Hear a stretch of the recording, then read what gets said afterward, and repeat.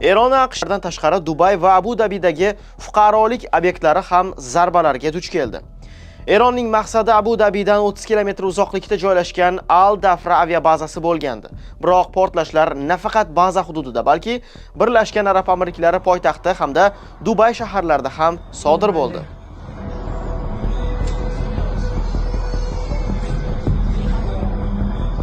Reuters agentligining ma'lumot berishicha, muhtasham Dubay Marina tumani hududida portlashlar qayd etilgan.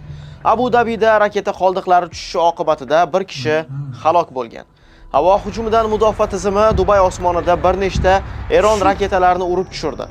Xabarlarga ko'ra, raketalardan biri Palma Jumayra orolidagi Atlantis The Royal mehmonxonasi ustida urib tushirilgan. Mo'jiza tufayli hech kimga zarar yetmagan. Guvohlar shuningdek Fairmont The Palm, Five mehmonxonalari va Adagio mehmonxonasi yaqinidagi bino hududida ham portlashlar bo'lganini aytishmoqda. Yana bir raketa Abu Dabidagi Al Raha Beach Resort Spa kurorti va balandligi 250 metrli Ayn Dubai charxpalagi yaqinida urib tushirildi. Qator ommaviy axborot vositalarining xabar berishicha, Dubayda joylashgan dunyodagi eng baland bino Burj Xalifadan odamlar evakuatsiya qilingan.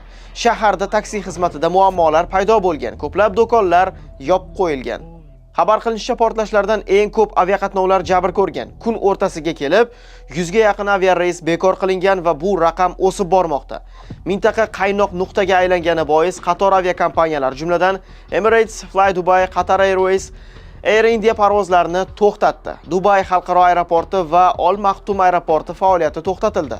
Reyslar qabul qilinmayapti va parvoz qilmayapti. Aholi va shahar mehmonlaridan aeroportlarga kelmaslik so'ralgan.